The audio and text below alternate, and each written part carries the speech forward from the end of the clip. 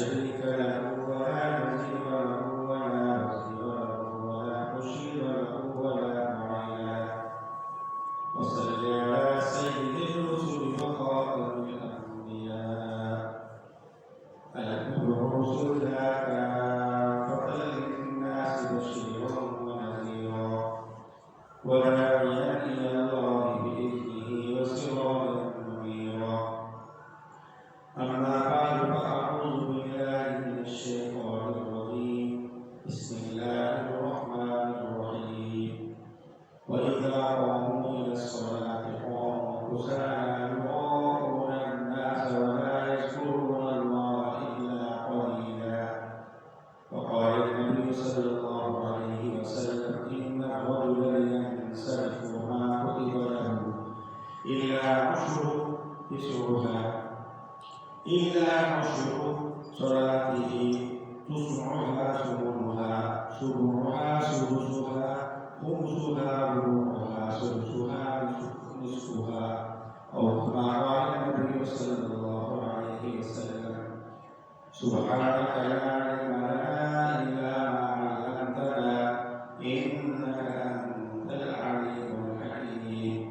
رب اشرح لي صدري ويسر لي أمري واحلل عقدة من لساني يفقهوا قولي رب زدني علما رب زدني علما رب يسر ولا تؤسر وتمم بالخير وبك نستعين سنقرئك فلا تنسى إلا ما شاء الله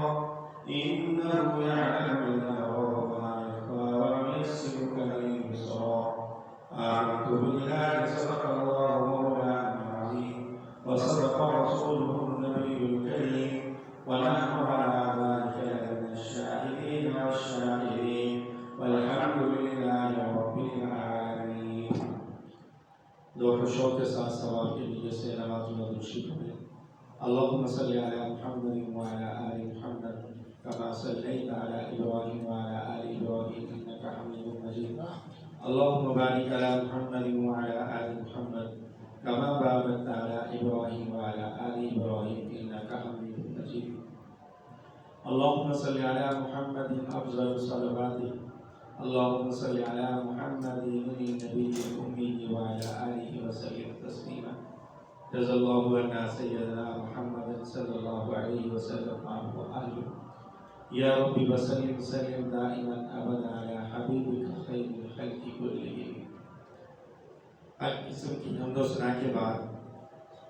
قرآن کریم میں سے ایک آیت کا حصہ آپ کے سامنے تلاوت کیا ہے اور ایک حدیث پاک کی تلاوت کی ہے. ہم سب نماز تو پڑھتے ہیں اور الحمدللہ کئی دنوں سے نماز کے بدلنے کی بات چل رہی ہے اور آج بھی ہم نے یہ دیکھنا ہے کہ نماز کا ہم اہتمام کرتے ہیں، جماعت کے ساتھ پڑھنے کی کوشش کرتے ہیں، لیکن پھر بھی ہمارے اندر بہت ساری کمیاں ہیں اور اسی کمیوں کا ذکر کریں گے اور اس کے ذمن میں آپ صلی اللہ علیہ وسلم کی نماز کی کیفیت، صحابہ کی نماز کی کیفیت اور اللہ کے ولیوں کی نماز کی کیفیت کا ذکر کیا جائے گا، جس سے ہمیں یہ معلوم ہو جائے گا کہ ہماری نماز بہت ناقص ہے. تو نماز پڑھتے ہیں، اہتمام کرتے ہیں، جماعت کے ساتھ بھی پڑھتے ہیں، لیکن جو نماز کی اصل روح ہے جسے خشوع اور خضوع کہا جاتا ہے. خشوع خضوع کا معنی ہوتا ہے کہ انسان نہایت ہی اطمینان کے ساتھ اس کے رکنوں کو نہایت ہی اطمینان کے ساتھ ادا کرے، تو دل جمی کے ساتھ نماز ادا کرے. تو قرآن کریم کی جو آیت میں نے آپ کے سامنے تلاوت کی ہے، اس میں اللہ رب العزت نے ارشاد فرمایا وَإِذَا قَامُوا إِلَى الصَّلَاةِ قَامُوا كُسَالَىٰ يُرَاءُونَ النَّاسَ، کہ جب وہ نماز کے لیے کھڑے ہوتے ہیں تو کھڑے ہوتے ہیں کاہلی کے ساتھ، سستی کے ساتھ، یعنی جیسے نماز کی ادائیگی کا شوق ہونا چاہیے، جیسی نماز کی عبادت جتنی اہم ترین ہے اتنی ہمیں نماز کے ساتھ محبت ہو اور اتنا ہی ہمیں شوق ہو، تو فرمایا منافقین جب نماز کے لیے کھڑے ہوتے ہیں تو وہ کھڑے ہوتے ہیں کاہلی کے ساتھ، سستی کے ساتھ، یراؤن الناس، لوگوں کو دکھانے کے لیے کہ لوگوں کو پتہ چل کہ ہم بھی نمازی ہیں، ولا یذکرون اللہ الا قلیلا، مگر اللہ کو یاد کرتے ہیں بہت ہی کم۔ اور اسی طرح حدیث پاک کی تلاوت کی کہ اللہ کے نبی صلی اللہ علیہ وسلم نے فرمایا ان الرجل لینصرف ما كتب له الا عشر صلاته تسعها سمنها سبعها سدسها خمسها ربعها ثلثها نصفها۔ آپ صلی اللہ علیہ وسلم نے ارشاد فرمایا جب آدمی نماز سے فارغ ہوتا ہے تو اس کے لیے ثواب کا 10واں حصہ لکھا جاتا ہے، بعض کے لیے 9واں لکھا جاتا ہے، بعض کے لیے 8واں اور بعض کے لیے 7واں، 6واں، 5واں، 4واں، 3واں اور نصف۔ یعنی جس کا نماز کے اندر اخلاص ہوگا، خشوع اور خضوع ہوگا، اسی کے مطابق نماز کا ثواب بھی لکھا جائے گا۔ تو لہٰذا ہم نے نماز کو جب پڑھنا ہے تو پورے جو ہے نماز کے رکنوں کا اہتمام رکھنا ہے، خیال رکھنا ہے، نماز کو نہایت ہی سکون کے ساتھ ادا کرنا ہے۔ یہ نہیں کہ ہم نے نماز کو صرف فرض گزارنا ہے۔ یاد رکھیں نماز کے لیے ہم نے وقت بھی نکالنا ہے، کاروبار بھی چھوڑنا ہے، گھر بار بھی چھوڑنا ہے، اپنی ملازمت بھی چھوڑنی ہے، لیکن صرف آئے اور جلدی جلدی مسجد میں آئے نماز پڑھ کے چلے گئے تو یاد رکھیں یہ نماز نہ پڑھنے سے تو بہتر ہے، لیکن جب ہم نے وقت نکالا ہے، سب کچھ کیا ہے، ٹائم ہم نے لگانا ہے تو پھر نماز کو اطمینان کے ساتھ ادا کرے تاکہ یہ نماز جب یہاں سے جائے تو ہمیں دعا دیتی ہوئی جائے۔ اور اللہ کے نبی صلی اللہ علیہ وسلم نے جس کا نماز کے اندر خشوع خضوع فرمایا، صحابہ کرام رضی اللہ تعالیٰ اجمعین نے جس طرح نماز کے اندر خشوع اور خضوع کیا ہے، اللہ تبارک و تعالیٰ ہم سب کو اس کا عشر میں سے کوئی حصہ ہی دے دے، یعنی اللہ ہمیں ان کا 20واں حصہ ہی دے دے کہ جیسے وہ نماز خشوع خضوع کے ساتھ پڑھتے ہیں۔ حضرت عوف رضی اللہ عنہ فرماتے ہیں کہ میں نبی پاک صلی اللہ علیہ وسلم کا ہم رکاب تھا تو آپ صلی اللہ علیہ وسلم نے مسواک فرمائی، پھر آپ نے وضو فرمایا، پھر آپ نماز کے لیے آپ نے نیت باندھی تو میں بھی آپ کے ساتھ نماز میں شریک ہو گیا۔ اب ہم دیکھیں گے کہ اللہ کے نبی صلی اللہ علیہ وسلم کی نماز کی کیفیت خشوع خضوع کیسا ہے۔ تو فرماتے ہیں کہ آپ صلی اللہ علیہ وسلم نے پہلی رکعت کے اندر سورۃ بقرہ پڑھی۔ فرماتے ہیں کہ جو آیات اللہ کی رحمت والی ہوتی تھی اللہ کے نبی صلی اللہ علیہ وسلم وہاں پر رک جاتے اور رحمت کی دعائیں، اور بعض وہ آیات آتی جس میں اللہ کے عذاب کا ذکر ہوتا تو اللہ کے نبی صلی اللہ علیہ وسلم وہاں پر عذاب سے پناہ کے لیے دعائیں کرتے رہتے۔ تو اب اندازہ لگائیں تقریباً 2.5 پارے کے قریب سورہ بقرہ بنتی ہے، تو رمضان کے اندر ہمارا ایک پارہ سننا ہمارے لیے مشکل ہو جاتا ہے، اس لیے کہ ہمیں شوق نہیں ہے، محبت نہیں ہے۔ دنیا کے کاموں کے لیے، میچ کے لیے 2 گھنٹے میں انسان کھڑا ہو جاتا ہے، لیکن نماز کے اندر 2-3 منٹ کھڑا ہونا مشکل ہو جاتا ہے، نماز لمبی ہو گئی ہے۔ ویسے تو آپ صلی اللہ علیہ وسلم حکم ہے کہ امام کو چاہیے کہ وہ ہلکی نماز پڑھائے، لیکن چونکہ اب ہمارے اندر وہ شوق ہی نہیں رہا، بل اتارنے کے لیے آپ بینک پہ چلے جائیں، ڈاکخانے میں چلے جائیں، وہاں آپ کی لمبی قطار لگ جائے گی، وہاں آپ کے لیے کھڑا ہونا آسان ہو جائے گا، لیکن نماز میں کھڑا ہونا ہمارے لیے مشکل ہے اس شوق اور محبت کے لیے۔ تو حضرت عوف فرماتے ہیں کہ نبی پاک صلی اللہ علیہ وسلم نے پہلی رکعت کے اندر سورۃ بقرہ پڑھی، اور جو آیات رحمت والی تھی اس میں اللہ کے نبی صلی اللہ علیہ وسلم دعائیں مانگتے ہیں، جو عذاب والی ہے اس سے پناہ کے لیے اللہ کے نبی صلی اللہ علیہ وسلم دعا اللہ سے کرتے ہیں۔ پھر فرمایا آپ نے رکوع کی،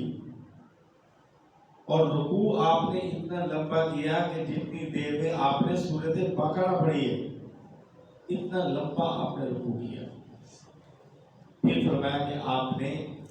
سجدے کے اندر آپ تشریف لے گئے تو آپ نے سجدہ بھی اتنا ہی لمبا کیا ہے۔ پھر آپ صلی اللہ علیہ وسلم دوسری رکعت کے اندر آتے ہیں تو دوسری رکعت کے اندر سورہ آل عمران پڑھتے ہیں، پھر آپ کا رکوع اور سجود ویسے ہی۔ فرمایا کہ آپ صلی اللہ علیہ وسلم نے 4 رکعتیں پڑھی ہیں اور آپ صلی اللہ علیہ وسلم نے 6.25 پارے 4 رکعتوں کے اندر پڑھے۔ تو اندازہ لگایا کہ آپ صلی اللہ علیہ وسلم کا رکوع سجود کیسا تھا۔ آج تو ہم رکوع کرتے ہیں بس پوری طرح سے اٹھتے نہیں ہیں، سجدے کرتے چلے جاتے ہیں، اور سجدے سے اٹھتے ہیں اسی طرح بیٹھتے نہیں کہ دوسرے سجدے کے لیے چلے جاتے ہیں، ان کا بھی انشاءاللہ آگے میں ذکر کروں گا۔ تو یہ آپ صلی اللہ علیہ وسلم کی نماز کی کیفیت کہ چلے ہم زیادہ تو نہیں کر سکتے، کم از کم رکوع سجود ہمارا جو ہے وہ اطمینان کے ساتھ ہونا چاہیے، کہ جو بندے نے ٹائم نکالنا ہے تو پھر اس ٹائم کے اندر بھی انسان اس کو صحیح طرح سے استعمال نہ کرے۔ تو اس لیے آپ صلی اللہ علیہ وسلم نے نماز کے خشوع خضوع کے بارے میں بڑا اہتمام فرمایا۔ اور اسی طرح یاد رکھیں حضرت ابو طلحہ رضی اللہ تعالی عنہ، ان کا ایک باغ تھا کہ اس باغ کے اندر آپ ایک مرتبہ نماز پڑھ رہے تھے۔ جب آپ نے نماز پڑھی، نماز کی رکعت باندھی اور نماز کے اندر مشغول ہو گئے،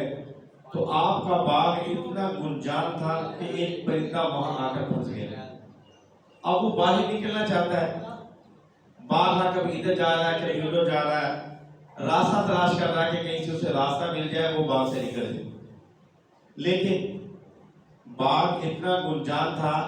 کوئی راستہ اس کو ملا نہیں۔ تو حضرت ابو طلحہ رضی اللہ تعالیٰ کی نظر جب اس پرندے پر پڑی تو یہ منظر آپ کے سامنے تھا، تو آپ کی نظر اس کے اندر لگ گئی، اس پرندے کو دیکھنے کے اندر، اور پھر آپ جب اس پرندے کو دیکھ رہے تھے تو اچانک خیال آیا کہ میں تو نماز پڑھ رہا تھا، اور پھر نماز کے اندر سہو ہو گیا، بھول گئے کہ میں نے کتنی رکعتیں پڑھی۔ دلی طور پر بڑا دکھ ہوا کہ یہ نماز کے اندر یہ جو کیفیت، یہ جو مصیبت آئی ہے، یہ اس باغ کی وجہ سے آئی ہے۔ یہ باغ نہ ہوتا نہ میں اس میں نماز پڑھتا، نہ یہ پرندہ آتا، نہ میرا نماز سے باہر پرندے کی طرف خیال جاتا۔ تو نماز کو پورا کیا اور اللہ کے نبی صلی اللہ علیہ وسلم کے دربار میں آ گئے، اور آ کر یہ سارا واقعہ عرض کیا، حضور اس باغ کی وجہ سے مجھے یہ مصیبت پیش آئی۔ تو آپ اندازہ لگائیں، پھر آ کر عرض کیا، حضور میں یہ باغ اللہ کے راستے میں دینا چاہتا ہوں، کیونکہ اس باغ کی وجہ سے مجھے نماز کے اندر جو ہے وہ سہو ہو گیا، بھول ہو گئی، تو لہذا یہ باغ میں اللہ کے راستے میں دینا چاہتا ہوں، آپ جہاں چاہتے ہیں اس کو صرف فرمائیں۔ اب صحابہ کو نماز کا کتنی بڑی محبت، کتنا شغل ہے، کتنا اہتمام ہے کہ اپنا قیمتی باغ صرف اس وجہ سے اللہ کے راستے میں دے رہے ہیں کہ اس کی وجہ سے میری نماز کے اندر خلل ہے۔ میں اور آپ اندازہ لگائیں کہ ہمیں تو بڑے بڑے خیال آتے ہیں، بلکہ زیادہ خیال ہمیں نماز کے اندر ہی آتے ہیں۔ جیسے کوئی آدمی تھا نا نماز کے اندر آیا تو امام صاحب کو سہو ہو گیا، بھول گئے، سلام پھیر دیا، تو نمازیوں نے کہنا شروع کر دیا کہ بعض نے کہا کہ نماز مکمل ہوگی، بعض نے کہا نہیں ایک رکعت نہیں۔ تو خیر کوئی فیصلہ نہیں ہو رہا تھا۔ ایک آدمی نے کہا نہیں بھائی 3 رکعتیں ہوئی ہیں، 4 نہیں ہوئی، نماز دوبارہ پڑھے۔ تو ساتھیوں نے پوچھا بھائی آپ کو کیسے پتہ چلا؟ تو کہنے لگے بات یہ ہے کہ جب بھی میں نماز میں آتا ہوں نا تو 4 وقت کے اندر آ کر میری 4 دکانیں ہیں، میں چاروں کا حساب کرتا ہوں، تو مجھے اس لیے پتہ چل گیا کہ 3 رکعتیں ہوئی ہیں کہ ابھی میں نے 3 دکانوں کا حساب کیا تھا، چوتھی کا نہیں کیا تھا، تو اس لیے میں نے کہا کہ 3 رکعتیں ہوئی ہیں۔ تو یہ ہمارا حال ہے کہ ہم باقی اپنا حساب، باقی خیالات ہمیں نماز کے اندر ہی آتے ہیں۔ تو یاد رکھیں نماز ایک ایسی بہترین عبادت ہے، اور اللہ کے نبی صلی اللہ علیہ وسلم نے اس پر ہمیں خشوع خضوع کر کے دکھایا ہے۔ صحابہ رضی اللہ عنہ اجمعین، حضرت ابو طلحہ کا بھی واقعہ آپ کے سامنے عرض کیا کہ وہ دیکھو قیمتی بات، ان کے ہاں نماز بہترین عبادت، اور اپنا قیمتی وقت اللہ کے راستے میں دے رہے ہیں کہ نماز بہت بہترین عبادت ہے، اس کے اندر کیوں خلل آیا، کیوں یہ ہماری نماز کے دھیان دوسری طرف کیوں گیا ہے؟ تو یاد رکھیں کہ کیسا ان کو نماز کے ساتھ شغل تھا، محبت تھی، پھر اللہ رب العزت ان کے ساتھ کیسے راضی نہ ہوتے؟ انہوں نے دنیا کے مال و متاع کو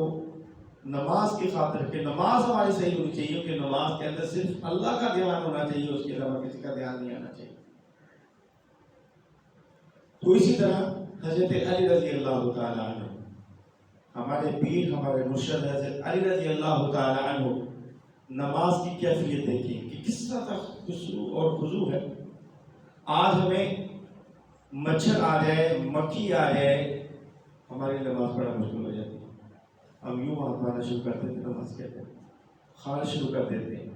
اس لیے کہ یہ کیفیت کیوں پیدا ہوتی ہے کہ ہمارا نماز کے اندر دھیان نہیں۔ اگر ہمارا نماز کے اندر دھیان ہوگا تو انشاءاللہ یہ کیفیت نہیں آئے گی۔ جب مچھر آ کے کاٹتا رہے، مکھی آتی رہے، کچھ بھی ہوتا رہے، پھر انسان کا دھیان اللہ کی طرف لگا ہوا ہوگا۔ تو یہ واقعہ اس لیے عرض کرتے ہیں تاکہ ہمیں اس سے سبق حاصل ہو، ہماری کمی کوتاہی جو ہے وہ ہم اس کو دور کرنے کی کوشش کریں۔ حضرت علی رضی اللہ تعالیٰ کا مشہور واقعہ ہے کہ کسی جنگ کے دوران آپ کی ران کے اندر تیر لگ گیا، تو لوگوں نے نکالنے کی کوشش کی لیکن نہیں نکلا۔ پھر انہوں نے آپس میں مشورہ کیا کہ اس کو کیسے نکالا جائے۔ تو انہوں نے مشورہ کیا کہ جب حضرت علی رضی اللہ تعالیٰ نماز کے اندر شروع کر دیں نا نفلی نماز، تو پھر اس وقت آپ یہ تیر نکالیں۔ چنانچہ ایسا ہی ہوا کہ حضرت علی رضی اللہ تعالیٰ نے نماز شروع فرمائی، اور جب سجدے میں گئے تو لوگوں نے زور سے تیر کو کھینچا اور نکال لیا۔ تو جب آپ نماز سے فارغ ہوئے تو آپ نے اپنے ارد گرد دیکھا کہ لوگ جمع ہیں، تو پوچھا بھی آپ کس لیے جمع ہو، کیا آپ تیر نکالنا چاہتے ہیں؟ تو لوگوں نے کہا حضرت وہ تو ہم نے نکال لیا ہے۔ تو فرمایا مجھے تو خبر بھی نہیں ہوئی، مجھے تو پتہ نہیں چلا کہ آپ نے تیر نکالا ہے۔ تو گویا اس قدر نماز کے اندر اللہ کی طرف دھیان ہے کہ تیر نکالا جا رہا ہے لیکن ان کو خبر تک نہیں ہے۔ تو اس لیے میں نے عرض کیا کہ ہمیں تو آج مچھر اور مکھی نماز پڑھنے دے، تھوڑی سی گرمی ہو جائے، اچانک بجلی بات ہو جائے تو ہمارا اس طرف دھیان چلا جاتا ہے، نماز کے اندر وقت دھیان ختم ہو جاتا ہے۔ تو میرے بھائی خدا کے لیے ہم یہ کیفیت پیدا کرنے کی کوشش کریں، کوشش بھی کریں اور اللہ سے مانگے بھی۔ اللہ جیسے آپ کے نیک بندے صحابہ اکرام، نماز کے اندر اللہ آپ نے جو ان کو کیفیت دی تھی، جو ان کو ذائقہ دیا تھا، جو ان کو مٹھاس دی تھی، جو ان کو خوشی تھی، جو ان کا دھیان نماز کے اندر تھا، اللہ ہمیں بھی اس کا 20واں حصہ ہی عطا فرما دے۔ اور اسی طرح حضرت ابن زبیر رضی اللہ تعالی عنہ، نماز صحابہ کے بارے میں آتا ہے کہ نماز اس طرح پڑھتے تھے جب کھڑے ہوتے تھے گویا کہ لکڑی جو ہے وہ زمین کے اندر گاڑ لی گئی ہے۔ سجدے میں جاتے ہیں اتنا سکون ہوتا ہے کہ پرندے آ کر ان کے سروں پر بیٹھ جاتے ہیں، ان کے کمر پر آ کر بیٹھ جاتے ہیں، حرکت نہیں ہوتی۔ اس طرح کی ان کی نماز کے اندر خشوع اور خضوع اور یہ کیفیت ہے۔ تو حضرت ابن زبیر رضی اللہ تعالیٰ گھر کے اندر نماز پڑھتے ہیں، اور ان کے پاس ان کا بیٹا ہاشم جو ہے وہ سو رہا ہے۔ کیا ہوا کہ اچانک چھت سے ایک سانپ گرا اور اس نے ان کے بیٹے کو لپیٹ لیا۔ اب بچہ تھا، اس نے شور بچایا۔ جب شور کی آواز گھر کے باقی افراد نے سنی، مردوں نے، عورتوں نے، تو فوراً بھاگ کر بچے کے پاس آئے تو دیکھا کہ بچے کے جسم پر سانپ جو ہے وہ لپٹا ہوا ہے۔ تو فوراً انہوں نے سانپ کو مارا، اور اس کے بعد حضرت ابن زبیر رضی اللہ تعالی عنہ نماز سے فارغ ہوئے تو پوچھنے لگے یہ شور ہو رہا تھا، کیا ہوا، کس چیز کا شور ہے؟ تو آپ بیوی کہنے لگی کہ حضرت آپ کو پتہ نہیں، ہمارے بچے کی جان جا سکتی تھی، ہمارے بچے کی جان جا سکتی تھی، سانپ تھا، تو آپ کو پتہ نہیں چلا۔ حضرت ابن زبیر رضی اللہ تعالیٰ عنہ فرمانے لگے تیرا ناز ہو، اگر میری توجہ اس طرف ہو جاتی تو بتاؤ نماز باقی رہ جاتی؟ یعنی بچے کی جان کو خطرہ لاحق ہوا، شور سنا، شور کی کیفیت کا پتہ چلا ہے، لیکن نماز نہیں توڑی، نماز کو نہیں چھوڑا۔ اس لیے ان حضرات کا اس طرح نماز کے اندر خشوع اور خضوع اطمینان ان کو حاصل تھا۔ تو میرے بھائی ہمیں بھی چاہیے کہ ہم اس طرح کی نماز کی کوشش کریں، اللہ سے مانگیں، جب بھی نماز پڑھیں اطمینان کے ساتھ، سکون کے ساتھ، اللہ کے ساتھ لو لگائیں۔ اللہ کے ساتھ ہماری کیفیت جو ہے وہ ایسی ہونی چاہیے کہ ہمیں دنیا کا خیال نہ آئے، ہمیں کاروبار کا خیال نہ آئے، بیوی بچوں کا خیال نہ آئے، کہ نماز عبادت ایسی ہے کہ جس میں اللہ کی ذات کے سوا کسی اور کا دھیان نہیں آنا چاہیے۔ اور اسی طرح حدیث پاک میں آتا ہے کہ اللہ کے نبی صلی اللہ علیہ وسلم نے فرمایا جو بندہ نماز کو وقت پر پڑھتا ہے اور وضو بھی اچھی طرح کرتا ہے اور اسی طرح وہ خشوع اور خضوع کے ساتھ نماز پڑھتا ہے اور کھڑا بھی بڑا وقار کے ساتھ ہوتا ہے، اور پھر فرمایا رکوع اور سجود بھی اچھی طرح سے کرتا ہے۔ یعنی نماز کو وقت پر پڑھنے سے مراد جماعت کے ساتھ ہے، وضو یعنی تمام سنت اور مستحبات کا خیال کرتے ہوئے وضو کرے، اور پھر اطمینان کے ساتھ کھڑا ہو، اور اسی طرح رکوع اور سجود یعنی رکوع اطمینان کے ساتھ کرے، اس کی تسبیحات کو اطمینان کے ساتھ پڑھے، پھر جب سجدے کے اندر جائے اس سجدے کی جو تسبیحات ہے وہ بھی نہایت اطمینان اور سکون کے ساتھ پڑھے۔ تو اللہ کے نبی صلی اللہ علیہ وسلم نے فرمایا وہ نماز اس کے لیے نہایت ہی روشن چمکدار بن کے جاتی ہے، اور نمازی کو یہ دعا دیتی ہوئی جاتی ہے اللہ تعالیٰ تیری ایسی ہی حفاظت کرے جیسے تو نے میری حفاظت کی۔ اب نماز جو ہے وہ دعا دے کے جا رہی ہے، اگر ہم اس کیفیت کے ساتھ پڑھیں گے تو انشاءاللہ یہ نماز ہمارے لیے دعا کرے گی۔ اور پھر اللہ کے نبی صلی اللہ علیہ وسلم نے فرمایا جو بندہ نماز کو پوری طرح سے پڑھتا ہے، یہ بھی بات یاد رکھیں، جو بندہ پوری طرح سے پڑھتا ہے، وضو بھی اچھی طریقے سے نہیں کرتا، اور جو ہے رکوع سجود بھی اس کا اچھی طریقے سے نہیں ہوتا، فرمایا وہ نماز پوری صورت اور سیاہ رنگ سے جاتی ہوئی نمازی کو بددعا دیتی ہوئی جاتی ہے کہ اللہ تبارک و تعالیٰ تجھے ایسے ہی برباد کرے جیسے تو نے مجھے ضائع کیا۔ اب یہ کوئی معمولی بات نہیں، انسان اتنا وقت صرف کرتا ہے، پھر نماز جلدی جلدی پڑھنے کے بعد بھاگنے کی کوشش کرتا ہے، تو پھر یاد رکھیں یہ نماز اللہ کے نبی صلی اللہ علیہ وسلم فرما رہے ہیں کہ بری صورت کے اندر سیاہ رنگ سے نمازی کو بددعا دیتی ہوئی جا رہی ہے کہ اللہ تعالیٰ تجھے ایسے ہی برباد کرے جیسے تو نے مجھے ضائع کیا۔ پھر حدیث پاک میں آتا ہے کہ فرمایا وہ نماز پرانے کپڑے کی طرح سے لپیٹ کر نمازی کے منہ پہ باندھی ہے، یعنی اللہ فرماتا ہے مجھے ایسی نماز کی ضرورت نہیں ہے۔ تو اندازہ لگائیں، وقت نکالنا ہے، سب کچھ کرنا ہے، نہایت اطمینان سکون کے ساتھ نماز کو ادا کریں، کوئی جلدی نہیں ہے۔ اس سے بہتر کام کیا ہے جب ہم وقت پر نماز پڑھیں، باقی نماز کے بعد اپنے کام وام کریں، شریعت نہیں روکتی، لیکن جب نماز کے لیں تو اہتمام کے ساتھ جلدی نہ کریں، جلدی جلدی بھاگنے کی کوشش نہ کریں۔ اور اس میں ایک حدیث میں اللہ کے نبی صلی اللہ علیہ وسلم نے فرمایا کہ بدترین چور وہ ہے جو نماز میں سے چوری کرے۔ اب صحابہ کرام رضی اللہ عنہ نے عرض کیا حضور نماز میں سے چوری یہ کیسے ہو سکتی ہے؟ تو آپ صلی اللہ علیہ وسلم نے فرمایا کہ اس کا رکوع اچھا نہیں ہے، اس کا سجود اچھا نہیں ہے۔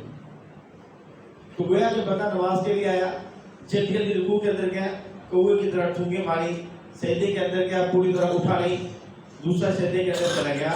تو ایسی نماز کو کے بارے میں اللہ کے نبی صلی اللہ علیہ وسلم کیا فرما رہے ہیں کہ یہ آدمی بدترین چور ہے جو نماز میں سے چوری کر رہا ہے۔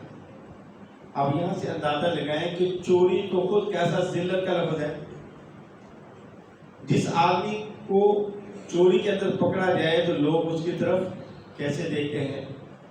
اور وہ خود اپنے آپ کو کتنی ذلت محسوس کرتا ہے، کیونکہ چوری کا لفظ ہی ایسا ہی ذلیل قسم کا لفظ ہے، برا لفظ ہے. تو پھر نماز کے اندر چوری کہ نماز کے رکوع اور سجود کو انسان اچھے طریقے سے نہ کرے. تو اس لیے اللہ کے نبی صلی اللہ علیہ وسلم نے فرمایا کہ بدترین چور وہ ہے جو نماز میں سے بھی چوری کرتا ہے. اور یاد رکھیں حدیث پاک کا مفہوم ہے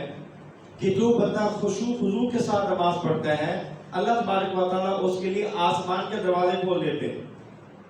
اور نماز اس کے لیے نورانی ہوتی ہے. اور فرمایا کہ نمازی کے لیے اللہ کے سامنے وہ سفارش بن جاتی ہے. جو بندہ خشوع خضوع یعنی اطمینان تسلی کے ساتھ نماز پڑھتا ہے آسمان کے دروازے بھی کھلیں گے اور وہ نماز اس کے لیے نورانیت بھی بنے گی اور اسی طرح وہ اللہ جل شانہ کے سامنے اس کی سفارش بھی کرے گی. اور ایک حدیث کا مفہوم ہے فرمایا کہ جو بندہ خشوع خضوع کے ساتھ نماز پڑھتا ہے اللہ تبارک و تعالیٰ کا وعدہ ہے کہ اللہ تبارک و تعالیٰ ایسے بندے کو عذاب نہیں دیں گے. اور جو خشوع خضوع کے ساتھ نماز نہیں پڑھے گا اللہ کا وعدہ نہیں ہے چاہے اللہ اسے معاف کر لے چاہے پکڑ لے. اور اس طرح حضرت ابو درداء رضی اللہ تعالیٰ عنہ کے حوالے سے ان کا قول ہے فرماتے کہ دنیا میں سب سے پہلے جو چیز اٹھائی جائے گی وہ نماز کا خشوع ہے. فرمایا بڑی مسجد کے اندر آپ کو ایک نمازی بھی ایسا نہیں ملے گا جو خشوع کے ساتھ نماز پڑھے. اور پھر فرمایا حدیث پاک میں آتا ہے مفہوم ہے کہ اللہ کے نبی صلی اللہ علیہ وسلم نے فرمایا آدمی 60 سال تک نماز پڑھتا ہے لیکن اس کی ایک نماز بھی پوری نہیں ہوتی. کیوں نہیں ہوتی؟ کہ اگر اس کا رکوع اچھا ہے تو سجدہ اچھا نہیں ہے، سجدہ اچھا ہے تو رکوع اچھا نہیں ہے. یعنی اس کی نماز کے اندر اطمینان تسلی خشوع اور خضوع نہیں ہے. خشوع کا معنی ہی انسان کو تسلی کے ساتھ نماز ادا کرنا ہے، باگے باگے جانا نماز پڑھنا، اس کو خشوع نہیں کہا جاتا. تو لہذا میرے بھائی یہ باتیں جو آپ کے سامنے ذکر کی جائیں گی اس لیے کہ ہمارے اندر یہ کمی ہے. تو حضرت مولانا اشرف علی تھانوی رحمۃ اللہ علیہ فرمایا کرتے تھے کہ جس چیز کی میرے اندر کمی ہوتی ہے میں اس کو زیادہ محفل میں بیان کرتا ہوں تاکہ بیان کرنے کی وجہ سے ہماری وہ کمی دور ہو جائے. تو ہم سب کے اندر یہ کمی ہے، کوشش کرنی ہے کہ ان کمیوں کو ہم نے دور کر دیں. حضرت حاتم زہد بلخی رحمۃ اللہ علیہ سے کسی نے پوچھا کہ حضرت آپ کے نماز پڑھنے کی کیفیت کیا ہے، نماز کیسے پڑھتے ہیں؟ اب ذرا یہ بات نہایت سے اطمینان کے ساتھ آپ سماعت فرمائیں تاکہ اللہ تعالیٰ ہمیں بھی یہ کیفیت عطا فرما دے. تو فرماتے ہیں حضرت فرمایا کہ بات یہ ہے کہ جب نماز کا وقت ہوتا ہے سب سے پہلے میں اچھی طرح وضو کرتا ہوں. وضو کرنے کے بعد پھر جہاں نماز پڑھنی ہوتی ہے وہاں پہنچتا ہوں. پھر نماز شروع کرنے سے پہلے میں اپنے آپ کو مخاطب کرتا ہوں گویا کہ بیت اللہ میرے بالکل سامنے ہے، میری نظر کے سامنے. اور فرمایا میری دائیں طرف جنت ہے اور بائیں طرف جہنم ہے اور میرے پاؤں پل صراط کے پل پر ہیں اور میرے سر کے اوپر موت کا فرشتہ کھڑا ہے اور یہ میری زندگی کی آخری نماز ہے. جب بندہ اس کیفیت کے ساتھ کہ میرے بیت اللہ میرے سامنے ہے، دائیں طرف جنت ہے بائیں طرف جہنم ہے، میرے پاؤں پل صراط پر ہیں اور موت کا فرشتہ میرے ساتھ پر کھڑا ہے اور یہ میری زندگی کی آخری نماز ہے، تو بتاؤ اس بندے کی نماز کی کیفیت کیا ہوگی؟ اس لیے بزرگان دین فرماتے ہیں کہ اپنی نماز کو، جو بھی نماز پڑھ رہے ہو اس کو اپنی زندگی کی آخری نماز سمجھ کر پڑھو. کیونکہ جب بندہ اپنی زندگی کی آخری نماز سمجھ کر پڑھے گا تو اس بندے کے اندر خشوع خضوع اطمینان اور تسلی ہوگی اور وہ نہایت ہی اطمینان کے ساتھ نماز ادا کرے گا، جو کہ اللہ کے رسول صلی اللہ علیہ وسلم نے ہمیں خشوع خضوع کر کے دکھایا، صحابہ نے کر کے دکھایا اور یہ اللہ نے ہمیں کر کے دکھایا ہے کہ رکوع اور سجود اور باقی بھی جتنے نماز کے رکن ہیں ان کو ہم تسلی کے ساتھ ادا کریں. کوئی نہیں، کام 2 منٹ لیٹ بھی ہو جائے گا، لیکن نماز اگر تسلی سے پڑھ لی یہ بہت بڑی خوشی کی بات ہے. تو اس لیے خشوع اور خضوع کا خاص خیال رکھیں. اس لیے قرآن کریم کی میں نے آیت آپ کے سامنے پڑھی، وَإِذَا قَامُوا إِلَى الصَّلَاةِ قَامُوا كُسَالَىٰ يُرَاءُونَ النَّاسَ وَلَا يَذْكُرُونَ اللَّهَ إِلَّا قَلِيلًا. اللہ تبارک و تعالیٰ نے منافقین کی کیفیت کو بیان فرمایا کہ جب وہ نماز کے لیے کھڑے ہوتے ہیں تو کھڑے ہوتے ہیں کاہلی کے ساتھ، سستی کے ساتھ، یعنی دل نہیں کرتا ان کو نماز پڑھنے کے لیے. لیکن یراؤن الناس، کیوں پڑھتے ہیں؟ کہ لوگ ہمیں بے نمازی کر سکتے. اور فرمایا وَلَا يَذْكُرُونَ اللَّهَ، وہ اللہ کا ذکر نہیں کرتے اِلَّا قَلِيلًا، مگر بہت تھوڑا. تو لہذا یہ جو ہے ہمارے اندر کمی ہے، میرے اندر بھی کمی ہے، اور آپ لوگ بھی اس کو صحیح کرنے کی کوشش کریں کہ جب بھی ہم نماز پڑھیں اطمینان کے ساتھ، سکون کے ساتھ، تسلی کے ساتھ، اور اپنی زندگی کی آخری نماز سمجھ کر ہم پڑھیں. تو انشاءاللہ پھر دیکھنا ہے کہ نماز کے اندر کیسی اللہ تعالیٰ کیفیت عطا فرماتے ہیں. اور ساتھ ساتھ اللہ سے مانگیں بھی. اللہ جیسے آپ نے حضور اسلام کو، صحابہ اکرام کو نماز کا جو اطمینان آپ نے ان کو دیا تھا، جو مٹھاس ان کو دی تھی، جو حلاوت ان کو دی تھی، اللہ اس کا کم از کم ہمیں 20واں حصہ عطا فرما دے، تاکہ ہماری نماز بھی خشوع و خضوع والی ہو، اور کل قیامت کے دن یہ اللہ جل شانہ کے سامنے ہماری سفارش کر سکے. تو اس طرح نماز کا اہتمام ہم کریں، خشوع خضوع کے ساتھ، تسلی کے ساتھ اس کی ادائیگی کی کوشش کریں. اللہ پاک صلی اللہ علیہ وسلم